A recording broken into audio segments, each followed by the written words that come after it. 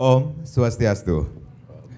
Pemirsa, pelaksanaan Pilkada Bali 2024 sudah melewati beberapa tahapan. Saat ini masih dalam tahapan penyelenggaraan perhitungan suara dan rekapitulasi hasil perhitungan suara yang dilakukan dari tanggal 27 November hingga 16 Desember 2024. Tentunya selama pelaksanaan Pilkada serentak 2024 di Bali ada beberapa catatan yang menjadi bahan evaluasi nantinya. Nah, evaluasi pelaksanaan Pilkada 2024 akan kita bahas di Talkshow Merah Putih, tentunya bersama narasumber yang sudah hadir. Langsung saja saya sapa. Yang pertama ada Bapak Dr. Sukawati Lanang P. Perbawa, seorang akademisi, Dekan Fakultas Hukum Universitas Mahasaraswati, seorang pengamat dan mantan komisioner KPU Bali periode 2008-2013. Om Swastiastu, Pak Lanang. Sehat selalu, ge. Kemudian kita juga sudah mengundang Ketua KPU Kota Denpasar, ada Ibu Dewa Ayu Sekar Anggaraeni. Om Swastiastu, Bu Ayu, sehat selalu. Dan kami juga menghadirkan Dr. Andos Iwayan Rideng SHMH, beliau akademisi Fakultas Hukum Universitas Warmadewa, seorang pengamat juga. Om Swastiastu, Pak Rideng. Om Swastiastu, tetap sehat semangat selalu, ya. Baik. Rajang-rajang. Ya, Bapak Ibu, kita sudah melewati beberapa tahapan pelaksanaan Pilkada 2024. Saya sebagai masyarakat juga sudah melaksanakan kewajiban. Ini masih ada tandanya, berarti tintanya awet nih ya. Pak Lanang, bagaimana Bapak melihat pelaksanaan Pilkada 2024 niki sendiri, Pilkada serentak khususnya di Bali niki sendiri? Ya, terima kasih Beli Karang, masyarakat Bali TV dan Bali semua. Yang pertama-tama tentunya kita mengucapkan terima kasih kepada masyarakat, KPU dan jajarannya, Bawaslu, partai politik dan semua stakeholder dalam menjalankan pemilu kada, karena apapun itu kita sudah bisa menjalankan dengan baik proses pemilu kada ini dan sudah juga mendapatkan hasil dari proses pemilu itu. Tetapi bahwa demokrasi dan pemilu ini pasti berproses, ada catatan, ada kekurangan, itu hal yang biasa, dan untuk bisa meningkatkan kinerja baik itu di KPU, partai politik, kemudian juga masyarakat terhadap proses demokrasi yang kita lakukan, bahwa demokrasi salah satu prosedurnya adalah pemilu. Nah, dalam prosedur ini pasti ada persoalan-persoalan yang harus kita benahi, terutama ketika hal tahapan-tahapan yang menjadi sangat signifikan yang penting. Misalnya catatan yang pertama bagi saya adalah sedikitnya calon itu menjadi juga persoalan ke depan bagi partai politik. Mungkin thresholdnya bisa nanti kemudian dikurangi, atau paling tidak dalam partisipasi atau dalam demokrasi makin banyak calon sebenarnya makin demokratis, sehingga tidak dibatasi misalnya hanya 2 atau 3. Threshold ini menjadi penting, bukan threshold karena pembatasan undang-undang, tapi threshold itu harusnya dari masyarakat. Ketika memang besok masyarakat menginginkannya adalah tidak banyak, maka otomatis dia mengalami evolusi terhadap persoalan calon ini. Nah, itu persoalan pencalonan calon. Yang kedua, persoalan pemilih juga, partisipasi pemilih dan data kepemilian. Selalu dari tahun ke tahun selama saya jadi KPU, mungkin dari sampai sekarang, walaupun membaik tetapi tetap masalahnya sama.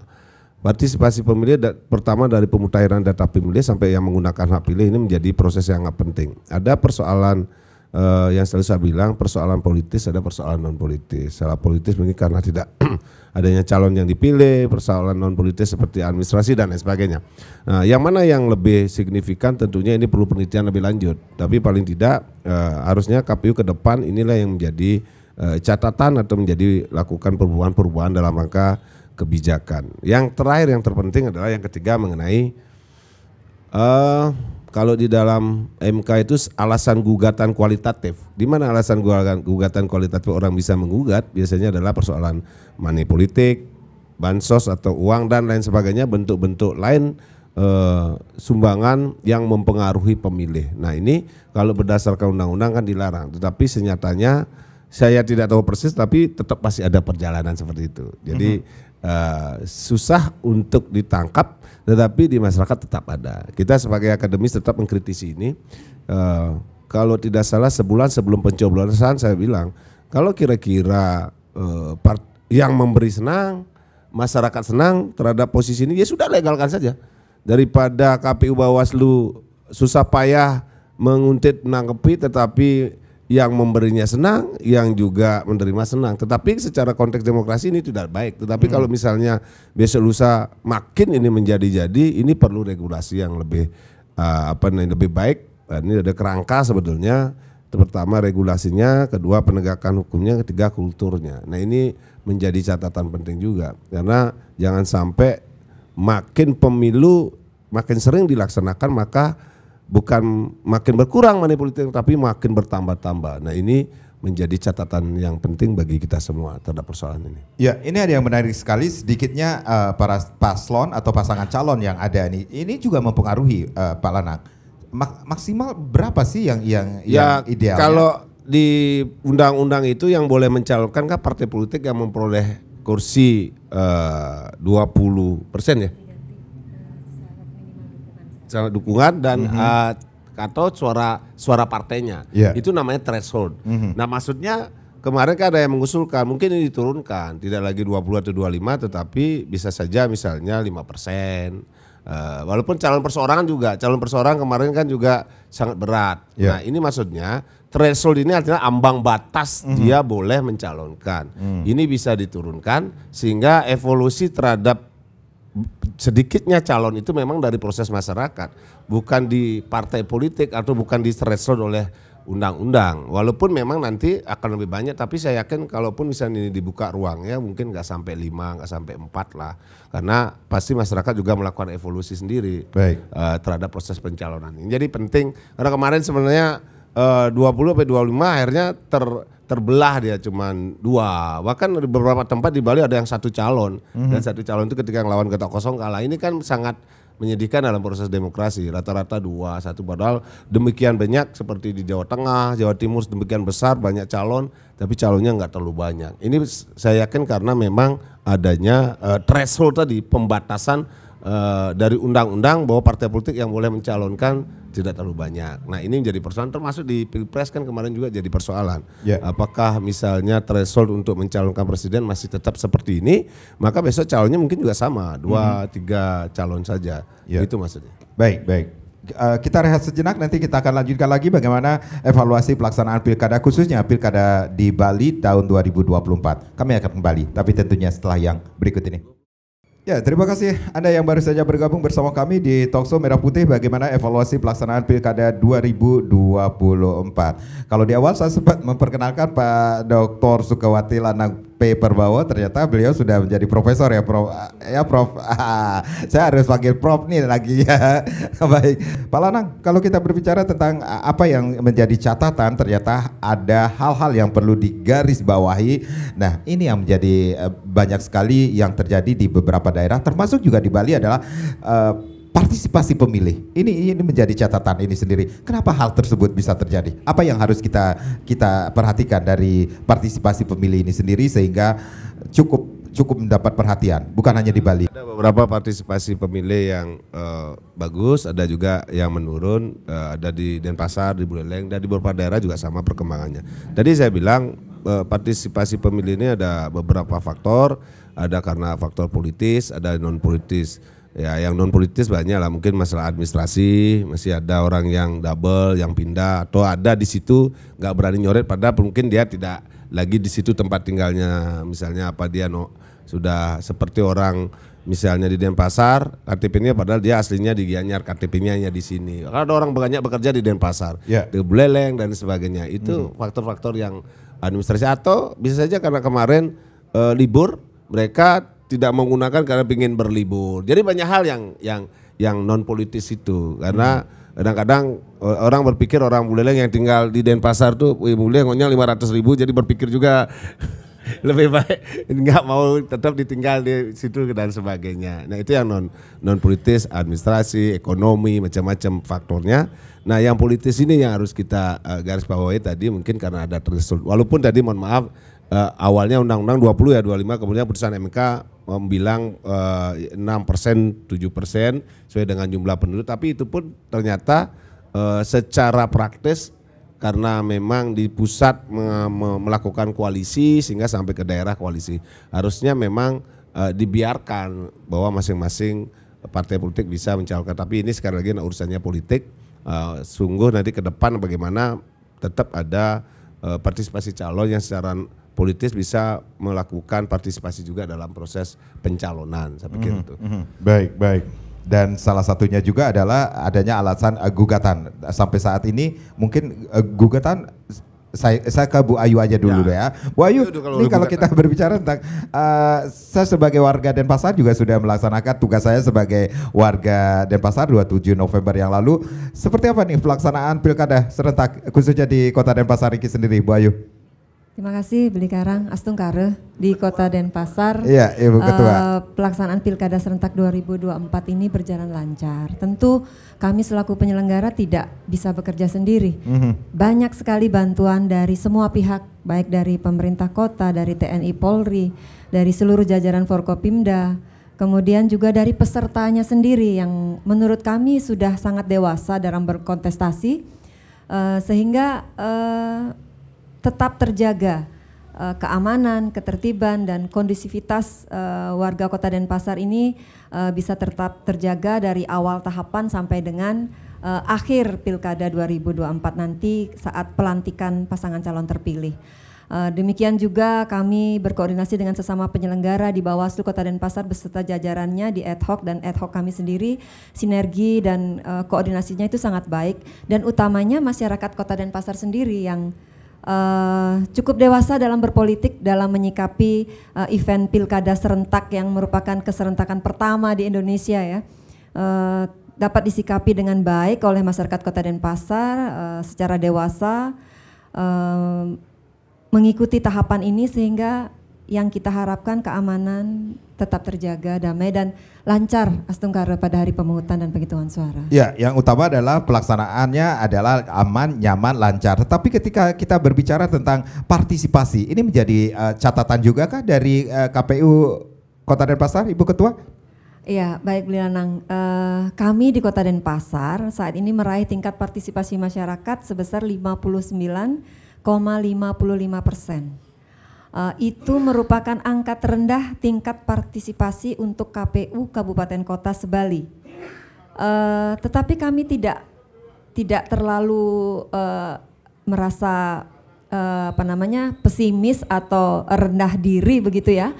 Karena kita tahu Kota Denpasar sendiri ini kan kota yang latar belakangnya heterogen, majemuk masyarakatnya. Dan kalau kami bandingkan dengan tingkat partisipasi masyarakat di Pilkada 2020 yang hanya sebesar 54% karena kondisi COVID.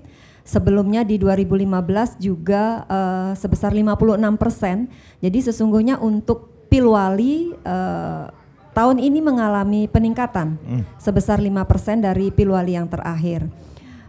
Dan itu tentu ada beberapa sebab kenapa tingkat partisipasi masyarakat di Kota Denpasar cukup rendah.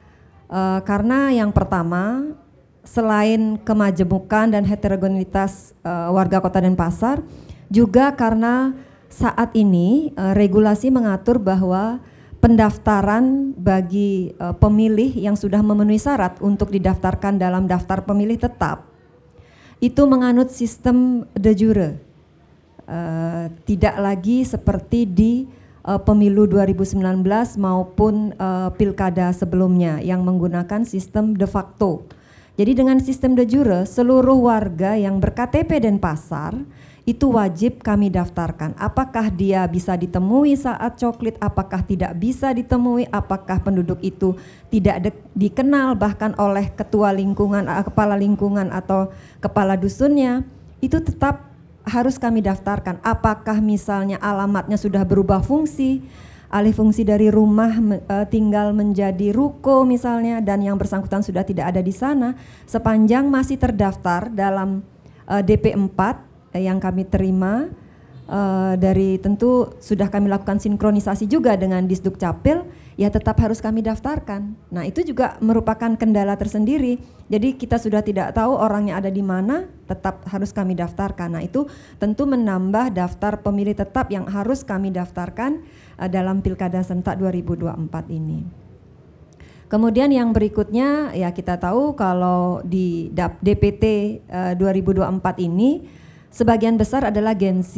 52% itu adalah kelompok milenial berusia 17 sampai 39 tahun dan 21%-nya adalah Gen Z yang berusia 17 sampai 24 tahun. Nah, tentu bagi kelompok milenial ini yang sesungguhnya memegang peranan besar untuk di pelaksanaan pilkada ini, harus ada banyak pihak yang turut bergerak untuk membangkitkan semangat mereka, mengajak mereka mau datang ke TPS. Karena kalau kami sendiri selaku penyelenggara sudah berusaha melakukan upaya atau kegiatan-kegiatan maksimal untuk bisa mengajak Gen Z dan juga kelompok pemilih lainnya untuk mau datang ke TPS. Mungkin itu yang bisa kami sampaikan terkait rendahnya tingkat partisipasi masyarakat. Jadi membutuhkan gerakan banyak pihak untuk bisa mengajak pemilih di Denpasar ini mau datang ke TPS. Jadi regulasi juga mempengaruhi tingkat partisipasi yang ada di Denpasar ini sendiri, Pak Ya, Ibu betul. Ketua ya. Kalau dari segi pendaftaran pemilih yang menggunakan metode de jure tadi, karena orangnya sudah tidak diketahui ada di mana, ketika penyampaian C pemberitahuan untuk memberitahukan mereka harus datang ke TPS pada hari Rabu 27 November itu juga tidak terdistribusi 14%. Dari jumlah C pemberitahuan yang kami sebarkan sebanyak 507.561 pemilih. Jadi yang tersebar hanya 86% C pemberitahuan. Dari 86% ini saja tidak semua hadir. Kalau kita melihat tingkat partisipasinya hanya 59,55%. Apalagi yang 14% yang tidak menerima C pemberitahuan. Walaupun sebenarnya C pemberitahuan ini kan bukan undangan, hanya pemberitahuan. Sebenarnya pemilih dapat mengecek di mana yang bersangkutan terdaftar melalui cek dptonline.kpu.go.id. Kami sudah sosialisasikan itu juga. Kalau tidak menerima C pemberitahuan cukup dicek melalui link tersebut, akan tahu terdaftar di mana. Jadi bisa datang di hari pemungutan suara dengan membawa KTP elektronik. Jadi bisa dilakukan ya. Beberapa waktu lalu juga ketika di daerah saya ada beberapa masyarakat yang tidak mendapatkan C4 itu sendiri bisa menggunakan hak pilihnya dengan menunjukkan KTP tersebut. KTP elektronik itu sendiri. Pak Ridang, nah ini menjadi persoalan kita ketika kita berbicara tentang partisipasi. Ini menjadi catatan juga. Apa yang sebenarnya harus diperhatikan oleh pemerintah ketika kita melihat rendahnya partisipasi pada saat pelaksanaan pilkada serentak ini sendiri, khususnya di Bali? Baik, terima kasih. Tadi Pak Prof. Lanang dan Bu Ketua sudah menyampaikan aspek-aspek teknis. Saya lebih melihat kepada ketersediaan sebuah regulasi. Kalau kita cermati regulasi banyak sekali kan, menyangkut terhadap Undang-Undang Dasar, menyangkut terhadap Undang-Undang Pemilu, kemudian Perpu sampai dengan Undang-Undang 1 2015 tentang pelaksanaan daripada pemilihan gubernur dan wakil bupati, termasuk juga undang-undang mengenai nomor 39 tahun 19 tentang hak asasi manusia. Artinya masyarakat telah diberikan sebuah pelindungan hukum oleh negara berkaitan dengan ketika dia masyarakat memiliki hak. Nah, kalau dikaitkan tadi dengan adanya partisipasi pemilih, ya katakanlah angka golput begitu tinggi kalau kita ekstrimkan, tentu menjadi pertanyaan. Yang pertama adalah apa negara tidak memberikan optimalisasi terhadap pelindungan terhadap hak-hak pemilih. Yang kedua, apakah regulasinya perlu ditinjau dalam kerangka mengamanatkan terhadap keharusan atau mewajibkan setiap warga negara untuk memilih. Karena dilihat daripada budaya orang Indonesia apalagi di Bali, rata-rata orang mau taat dan patuh kepada hukum ketika ada sanksi. Ini juga menjadi sebuah evaluasi. Kalau kita perbandingkan juga di beberapa negara tidak alergi terhadap negara mewajibkan untuk setiap warga negara memilih, seperti tetangga kita Australia, kemudian Argentina, Bolivia, Belgia, Peru ada. Cuman barangkali biar tidak mendiskredit terhadap persoalan pengakuan demokrasi perlu pada ranah-ranah tertentu, misalnya berkaitan dengan pelayanan-pelayanan yang mestinya dia dapat suatu saat barangkali perlu ditinjau Karena di perdebatannya kepada persoalan kok terlalu birokrasi, kok persoalan pemilih dipaksakan, tentu perdebatannya begitu. Cuma kan persoalannya kalau terus begini, tadi Pak Lanang sudah menyampaikan, ada sebuah perbaikan, tetapi tetap begini harus sifatnya memaksa. Nah model apa yang akan perlu ada kajian dengan model yang formula yang tepat, kira-kira itu. Baik, perlu ada kajiannya. Ya. Baik, kita akan rehat sejenak, nanti kita akan lanjutkan lagi bagaimana evaluasi pelaksanaan Pilkada 2024. Kami akan kembali sesaat lagi. Ya, kita masih di Talkshow Merah Putih. Bagaimana evaluasi pelaksanaan Pilkada 2024? Kita masih bersama para narasumber yang sudah hadir tentunya. Pak Ridang, berarti seperti apa evaluasi atau modelnya yang harus menjadi catatan di kemudian hari ini, Ki? Sebagaimana tadi saya sambungkan, ada istilah yang namanya compulsory voting. Artinya suatu negara mewajibkan kepada warga negara yang memenuhi syarat untuk melakukan hak pilihnya. Ketika tidak, dapat diterapkan sanksi. Tentu sanksinya berbagai varian. Dalam hal ini model yang tepat misalnya menyangkut terhadap tinjauan mengenai pelayanan terhadap masyarakat. Ya, ini kan sifatnya memaksa. Kalau kita standar yang seperti ini, kita tidak mampu meningkatkan partisipasi pilih, berarti kita mencari formula yang lain yang sifatnya mampu mendorong untuk melakukan peningkatan partisipasi pemilih. Nah tentu tidak ujug-ujug. Di beberapa negara keberlakuan ini mulai tahun 1922 di Argentina, kemudian negara lain juga 1933. Suatu angka tahun yang jauh namun kita tentu harus meninjau. Maka oleh sebab itu kita mendorong terutama pemerintah memfasilitasi, kemudian juga penyelenggara, kemudian perguruan tinggi untuk melakukan kajian-kajian. Instrumen apa, formula apa yang tepat dalam rangka menjawab ke depan sebagai antisipasi agar partisipasi pemilih itu meningkat.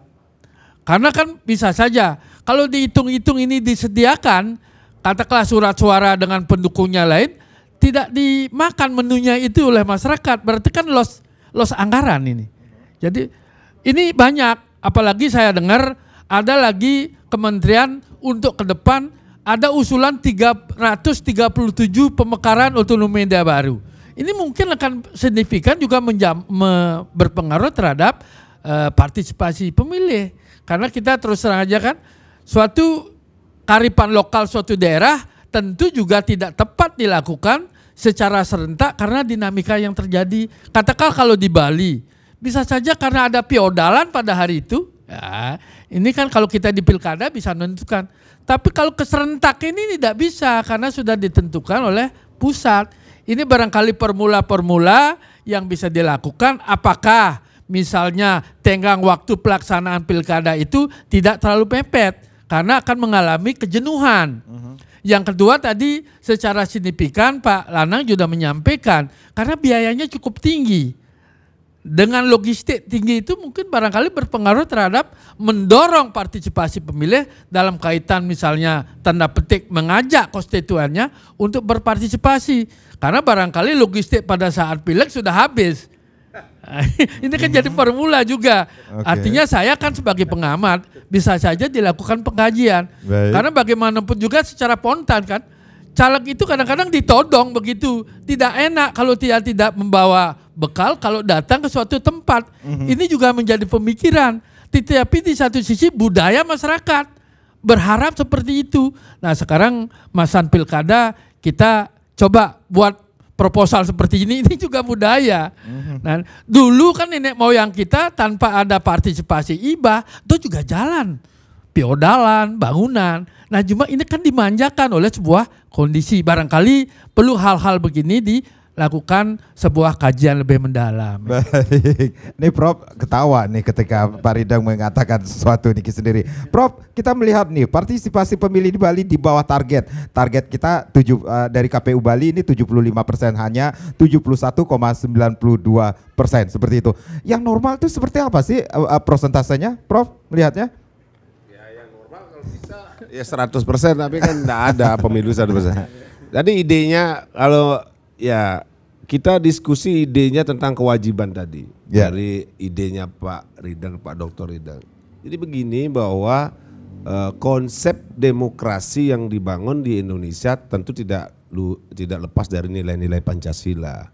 Nilai-nilai Pancasila itu adalah kedaulatan rakyat. Kemudian di sila keempat itu menjadi di konstitusi bahwa kedaulatan rakyat. Begitu ngomong kedaulatan rakyat, maka rakyatlah yang berdaulat, yang menentukan, dan itu menjadi hak. Kalau dia kewajiban, dia menjadi kedaulatan negara. Negara yang mendorong warganya, tidak lagi kedaulatan rakyat. Nah ini tolong dipikirkan. Artinya secara konsep dibangunnya adalah kedaulatan rakyat. Rakyat yang signifikan yang menentukan proses-proses demokrasi. Maka kemudian Joe Biden termasuk juga Presiden Amerika Abraham Lincoln mengatakan dari rakyat, oleh rakyat, untuk rakyat. Prosesnya memang harus dari rakyat.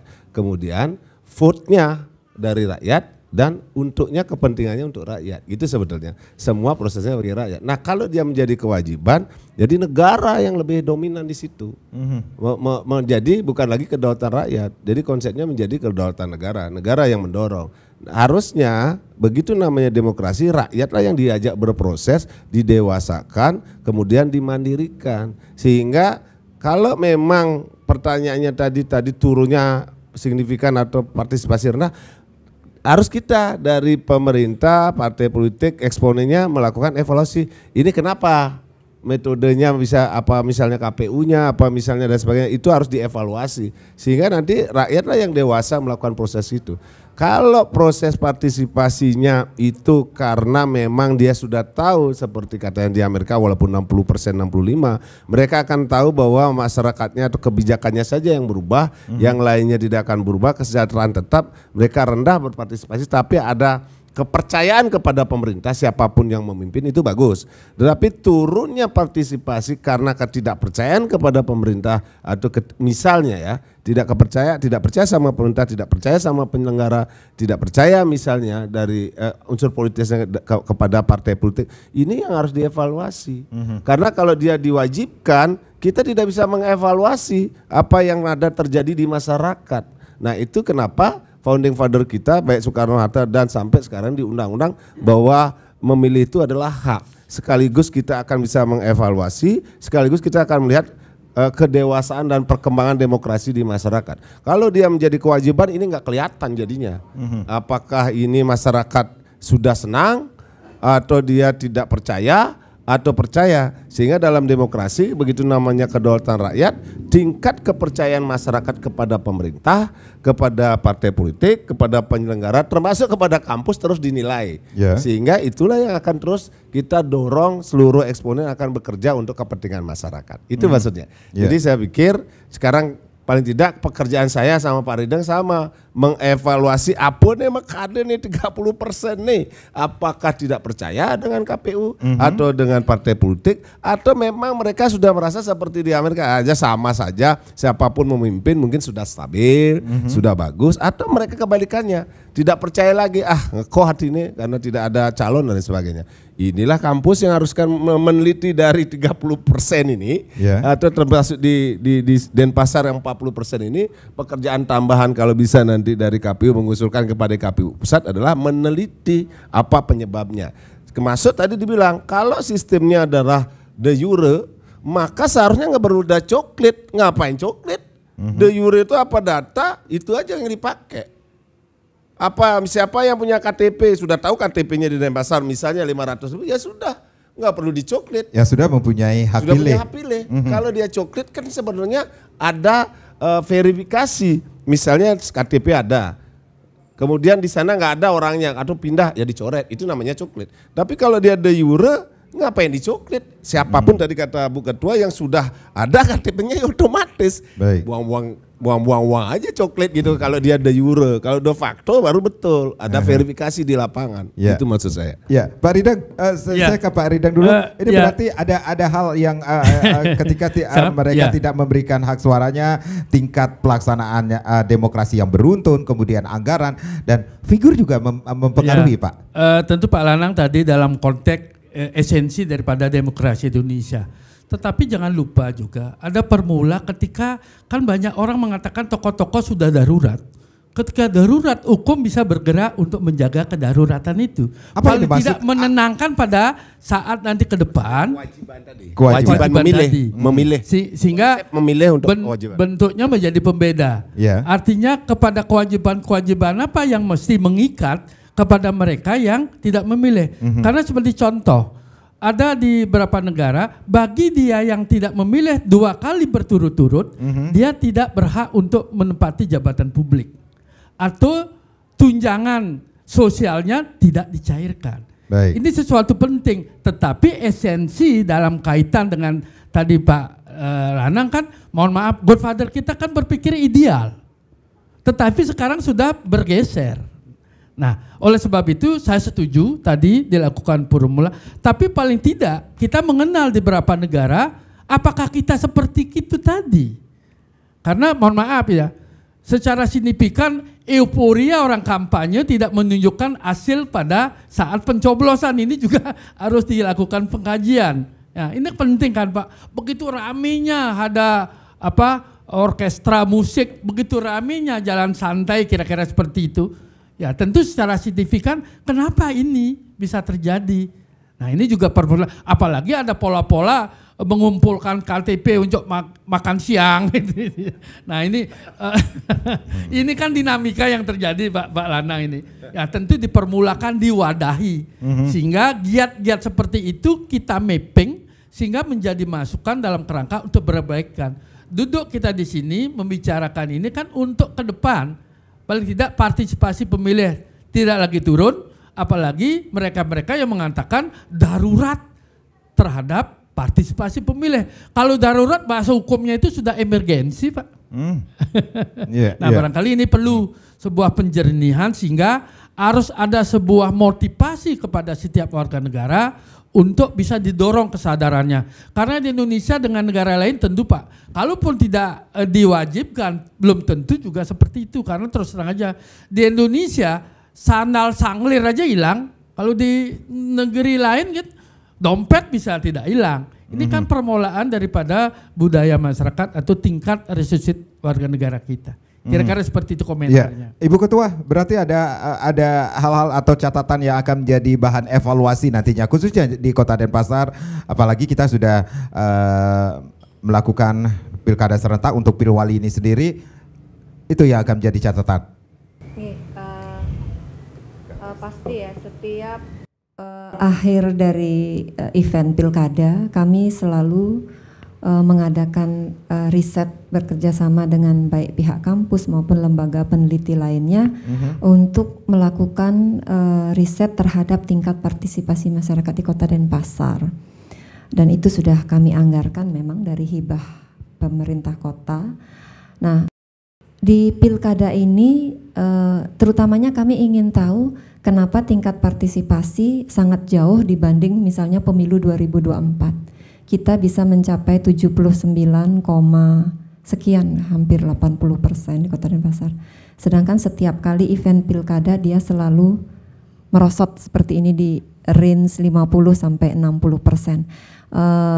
Kami ingin mengetahui itu penyebabnya di pilkada serentak ini, dan juga kami ingin sebenarnya ketika pasca pilkada maupun pemilu semua stakeholder bergerak untuk memberikan pendidikan politik bagi masyarakat. Jadi kita sudah mempersiapkan nih untuk 5 tahun ke depan pasca pilkada ini kita lakukan pendidikan politik kepada masyarakat, dan itu dilakukan tidak hanya oleh kami selaku penyelenggara, tetapi juga semua stakeholder, baik itu partai politik yang nantinya akan menjadi peserta pemilu, baik itu pemerintah, bagaimana memberikan pencerahan kepada masyarakat, utamanya kan ini kelompok milenial yang nantinya akan memegang kekuasaan atau pemerintahan di masa yang akan datang. Itu yang perlu kita berikan pendidikan politik agar mereka melek sadar politik, pentingnya menggunakan hak politik, pentingnya event demokrasi dan kepemiluan di Indonesia ini. Jadi sosialisasi. Iya, itu yang betul. Sosialisasi dan diperlukan. pendidikan politik bagi warga masyarakat. Tapi sebelumnya sudah dilakukan? Sudah. Kami baik ada ataupun tidak ada pemilu maupun pilkada, kegiatan sosialisasi dan pendidikan pemilih itu berlangsung sepanjang tahun oleh penyelenggara, tetapi kembali lagi kami tidak bisa bekerja sendiri. Harus ada support dari semua pihak untuk melakukan hal yang sama, memberikan pendidikan politik kepada masyarakat. Mengenai itu tadi, pentingnya menggunakan hak pilih, pentingnya event-event demokrasi, kepemiluan dan pilkada di masa-masa yang akan datang. Ya, baik. Hasil pun kita sudah melihat, khususnya di Bali ini sendiri, KPU Bali sudah menetapkan hasil pemilihan para calon-calon atau gubernur, wali kota, dan juga para bupati yang sudah bertarung sebelumnya. Seperti apa? Apakah ada gugatan? Nanti kita akan bahas saat lagi. Kita masih membahas bagaimana evaluasi pelaksanaan Pilkada 2024, tentunya masih bersama para narasumber yang kita ajak berbincang-bincang tentunya. Pak, saya ke Bu Ketua dulu. Bu Ketua, untuk Kota Denpasar ini sendiri ada sengketa, pengaduan sengketa di Pilkada ini sendiri? Iya, jadi kami sudah melakukan rapat pleno terbuka untuk merekapitulasi hasil penghitungan perolehan suara di tanggal 4 Desember kemarin. Nah, setelah kami umumkan di tanggal 4 Desember ada waktu 3 hari kerja bagi pasangan calon ataupun peserta untuk melakukan gugatan ke MK. Jadi di tanggal 7, tanggal 5, 6 dan 10, 9. Di hari Senin terakhir kemarin sebenarnya tenggat waktu kalau menghitung masa kerja, hari kerja, dan Astungkara untuk Denpasar tidak ada tercantum di sistem informasi untuk pendaftaran sengketa. Astungkara untuk Denpasar sejauh ini aman, tidak ada gugatan. Oke, Pak Prof Lanang, berarti untuk kita masih menunggu untuk Bali pilgubnya? Hari ini katanya yang terakhir untuk menunggu gugatan 3 kali 24 jam setelah putusan dari KPU. Tapi prinsipnya adalah ini kanal-kanal atau wadah-wadah yang disediakan oleh konstitusi ketika para pihak merasa kurang berkenan atau tidak setuju dengan hasilnya. Tapi kalau di Denpasar sudah menyetujui, alangkah bagusnya, mudah-mudahan seluruh di Bali juga begitu. Tapi persoalannya bukan berarti ketika tidak ada ke pengadilan atau ke MK pemilu tidak dievaluasi gitu kan, tetap perlu ada evaluasi seperti apa yang dikatakan guru besar saya almarhum Prof Satcipto Raharjo, ya, hukum itu untuk manusia, jadi bukan manusia untuk hukum. Dan kalaupun itu menang bukan berarti di pengadilan nih, bukan berarti dia benar, yang salah juga bukan berarti dia tidak melakukan apa-apa. Jadi yang menang bukan berarti benar. Kemudian bila di pengadilan dia salah, dia juga belum berarti dia salah gitu. Baik. Dengan target 75% ini sendiri, kemudian legitimasinya seperti apa dengan 71,92%? Legitimasi saya pikir kalau 70% sudah baik ya. Sudah baik. Kalau bisa 80%, 50% alangkah baik. Tapi yang terpenting sekarang menurut saya tidak lagi kita jalan dalam posisi untuk menanyakan itu, tapi bagaimana ke depan calon-calon yang menang, baik provinsi kabupaten, yang terpenting adalah satya wacana terhadap janji-janji kampanye yang dia sampaikan. Karena programnya semua sudah menyampaikan, saya berharap sesegera mungkin, walaupun Februari baru rata-rata dilantik, tetapi harus sudah konsolidasi tentang apa visi misi yang kemudian masuk dalam RPJMD, kemudian visi misinya itu dituangkan dalam program-program sehingga menjadi aktualisasi dalam program-program selanjutnya. Yang selalu saya sampaikan di Bali TV ini, terima kasih Bali TV terus memberikan waktu, dan berkali-kali saya sampaikan, mungkin yang ketiga kali, masalah yang selalu menjadi persoalan masyarakat, jadi penyambung lidahnya masyarakat, sampah yang harus segera diselesaikan, kemudian macet di Bali, kemudian juga wisatawan asing yang bermasalah. Ini yang sudah mengemuka, yang kita semua rasakan lah. Belum yang detail-detail masuk ekonomi, pertanian mungkin enggak. Kemudian termasuk ketimpangan Bali Utara, Bali Selatan. Saya sekali lagi di forum Bali TV ini selalu menyampaikan, di Selatan Pak Ridwan juga orang utara ini, jalannya mau hotmik.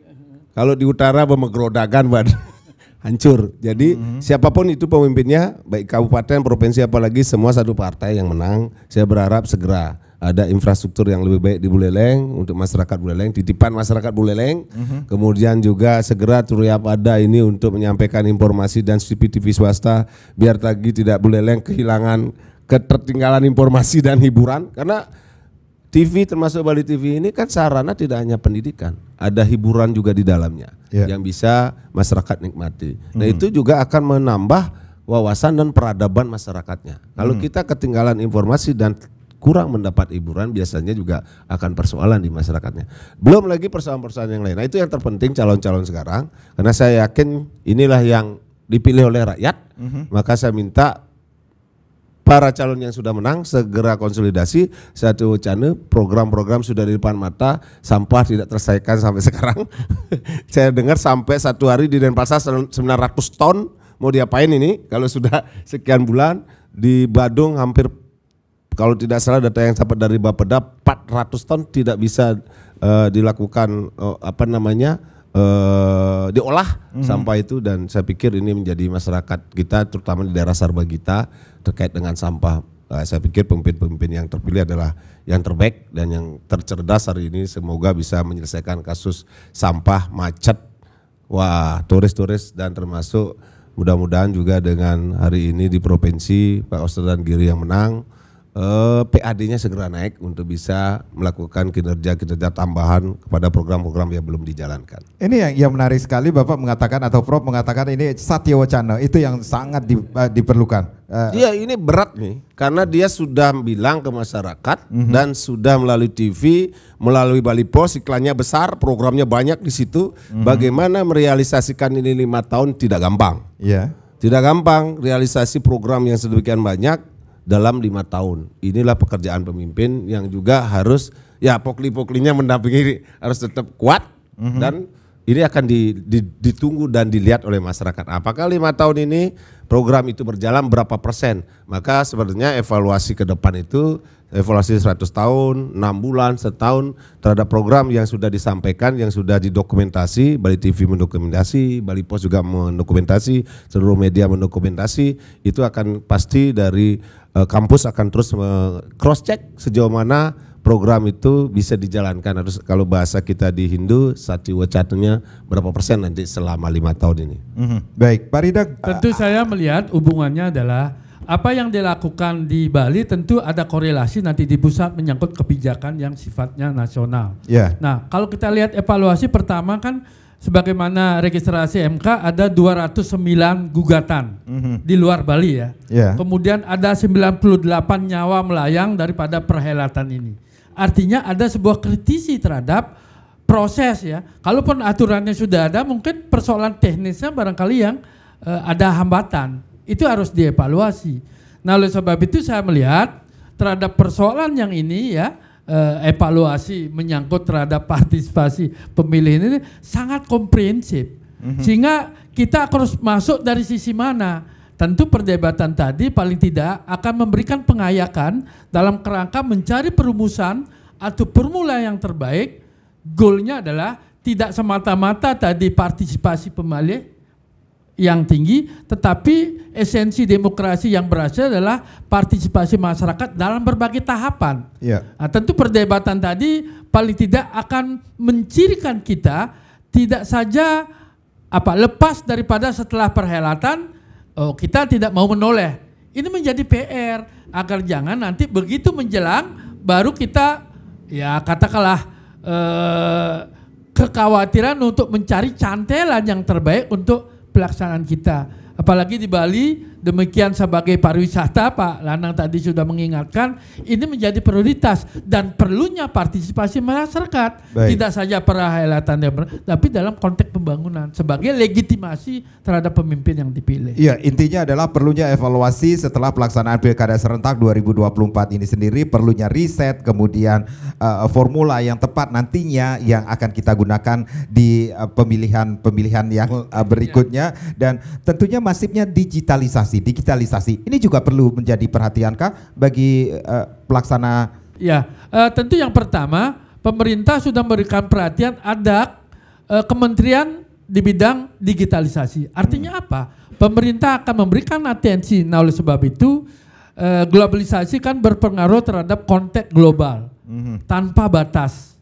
Nah, oleh sebab itu kita harus dilakukan literasi yang baik dalam kerangka memanfaatkan digitalisasi hal-hal yang produktif, hal-hal yang positif. Jangan memfitnah, jangan menyebarluaskan, apalagi di kalangan anak-anak ini film-film yang tidak pantas dihibur ini. Nah, termasuk banyak lain, termasuk juga upaya-upaya dalam kerangka pendidikan politik. Jadi hal yang masif dilakukan melalui digitalisasi adalah barangkali ke depan perlu ditata karena kadang-kadang terlalu kebablasan. Mohon maaf, di Australia yang terbaru, orang yang sudah boleh konten-konten tertentu hanya umur di atas 16, Pak. Anak-anak enggak boleh. Kalau sekarang liar betul anak-anak itu ya. Mohon maaf ini.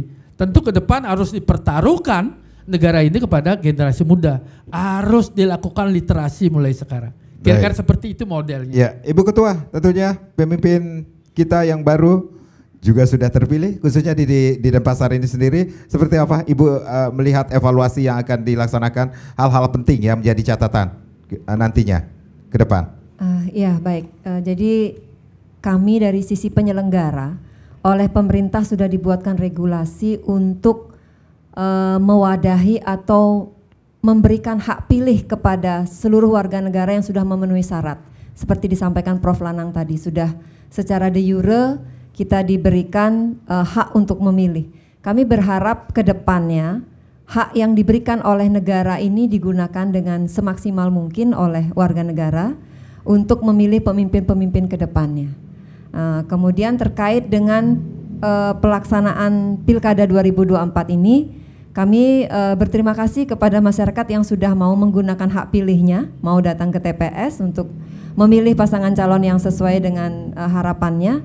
Demikian juga kepada peserta pilkada ini yang sudah secara dewasa berkontestasi. Demikian juga kepada seluruh stakeholder yang sudah membantu kami.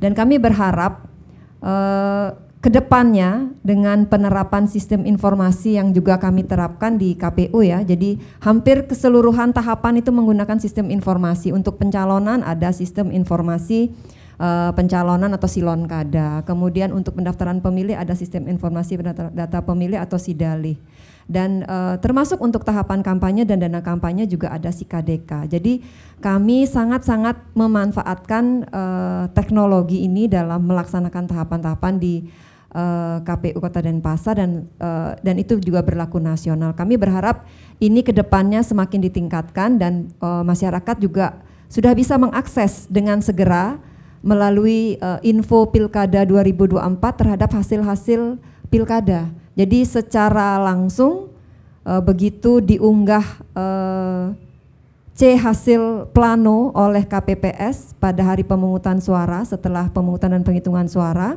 diunggah melalui Sirekap, sistem informasi rekapitulasi, masyarakat sudah bisa mengetahui hasilnya melalui info Pilkada 2024 dan itu sangat kami syukuri. Jadi digitalisasi di Pilkada 2024 ini sangat membantu dan memudahkan kami dan kami berharap kedepannya ini semakin ditingkatkan.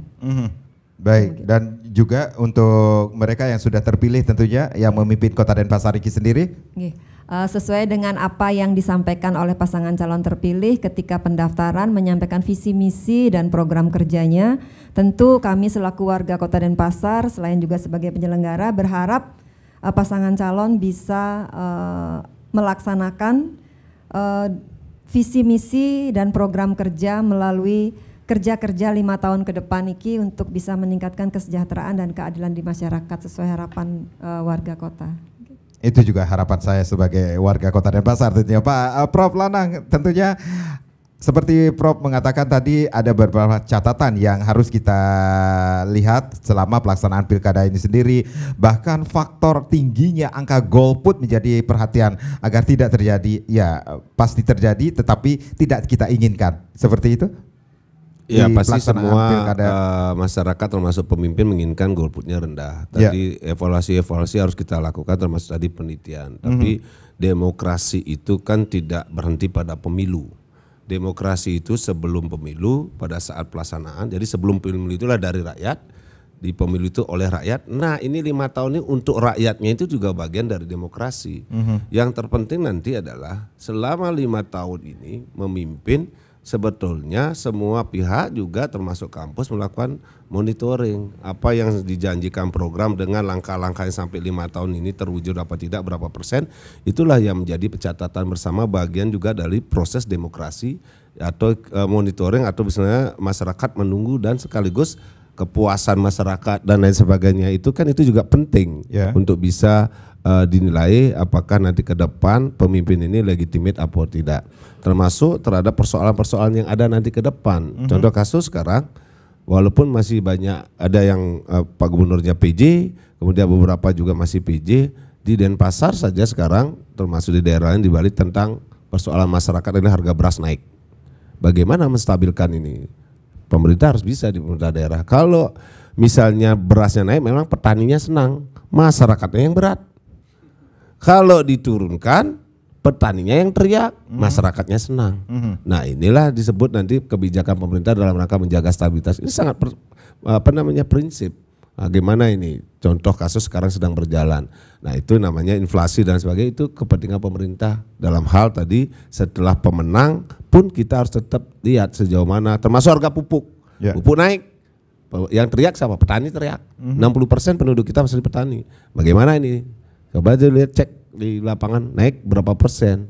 Bagaimana nanti begitu naik harusnya harga petani, hasil petani juga naik, tapi nggak bisa. Ya tadi bilang kenapa saya di Buleleng saya gencar bilang infrastruktur jalan, karena Buleleng hampir 65% petani. Kalau jalan rusak, mereka susah untuk distribusi makanan, termasuk hasil-hasil pertanian, rabuk dan sebagainya. Belum lagi banyak wisatawan yang jatuh, anak-anak jatuh karena rusak jalannya. Itu real. Itulah sebenarnya tugasnya pemerintah. Ada yang bilang bahwa nggak bisa dong pemerintah, itu siapa? Kan nggak mungkin Pak Rideng sama Pak Lanang yang membangun jalan itu kan. Ada yang bilang bahwa kabupaten dan provinsi, masyarakat nggak mau tahu. Tetapi begitu jalannya rusak, itu tugas pemerintah. Karena masyarakat, apalagi LSM nggak punya dana untuk membangun jalan. Tugasnya pemerintah adalah tadi, bagaimana infrastruktur untuk rakyat, untuk kepentingan petani segera. Saya mohon maaf sekali agak keras, mohon segera diselesaikan. Untuk petani kita, untuk anak-anak kita yang sekolah, untuk juga wisatawan. Memang kalau di bulan ini tempatnya melancong saja, nginepnya di Badung. Tapi alangkah baiknya PAD Badung itu tidak hanya dibagikan begitu, langsung untuk jalan. Saya pikir dengan undang-undang otonomi daerah, Badung bisa menyelesaikan jalan-jalan kabupaten ataupun misalnya provinsi yang rusak. Sehingga ini jadi prioritas. Jalan itu sangat prioritas bagi masyarakat, baik itu masyarakat petani, nelayan maupun masyarakat yang berjualan di bidang ekonomi. Itu sangat urgent. Bapak bisa cek berapa dari 9 kecamatan itu yang bagus jalannya. Untuk Buleleng, sekali lagi saya mohon maaf, saya dititipin oleh teman-teman Buleleng, tolong dong jalannya, dan memang sudah banyak kejadian ada persoalan. Yang penting. Ya, Pak Rideng, pemimpin kita sudah terpilih. Tentunya bagaimana pemimpin yang diinginkan ke depannya, khususnya bagi masyarakat Bali tentu dan 9 harus kabupaten kota. Sinergitas ini. Ya. Bagaimanapun pemimpin secara sah sudah dipilih. Kemudian pemimpin berkewajiban sekarang tadi sudah ditegaskan oleh Pak Lana adalah apa yang sudah disiapkan melalui visi misi yang disetor kepada KPU. Itulah yang menjadi pengejawantahan dari RPJMD di tingkat daerah untuk berlaku 5 tahun. Nah, terhadap hal-hal yang ini menjadi seperti tadi ditegaskan harus komitmen dalam kerangka untuk barangkali ini salah satu cara untuk nanti pada tingkat kepercayaan agar ke depan 5 tahun lagi menjadi bahan evaluasi. Mudah-mudahan misalnya menyangkut yang bersangkutan dicalonkan lagi atau partainya dinilai memiliki kader yang tepat dan sesuai dalam kerangka untuk misalnya sebagai seorang pemimpin. Ya tentu kalau kita lihat kondisi yang di Bali, saya pikir kan ada yang namanya Aste Berate ya. Tentu ini diejawantakan. Saya pikir dengan masyarakat Bali yang demikian religius dari sisi kita kearifan lokal, tradisi sangat gampang sekali. Nah cuma persoalannya kadang-kadang menarik kerana politik praktis barangkali perlu dipertimbangkan. Bukan berarti desa adat tidak boleh gitu, tetapi perlu dalam konteks-konteks proporsional. Sehingga dalam kerangka Bali, karena Bali itu adalah mengejawantakan dan itu sebagai ikon pariwisata, bukan pemandangan, bukan sebuah tempat-tempat tertentu, tapi budaya yang demikian adiluhung mampu mencirikan daripada pariwisata Bali. Kalau pariwisata hidup, kita bisa makan. Kira-kira seperti itu, Pak. Ya, seperti yang disampaikan oleh Pak Lanang tadi, demokrasi bukan hanya pada saat pemilu, tetapi yang kita harapkan pemilu, yang namanya pemilu adalah pesta demokrasi, pesta kemenangan rakyat. Itu yang kita inginkan tentunya. Terima kasih Pak Prof Lanang, kemudian Ibu Ketua dan Pak Rideng. Saya Made Sukodan Karang. Terima kasih. Kita berjumpa lagi di lain kesempatan. Om Santi Santi Santi Om.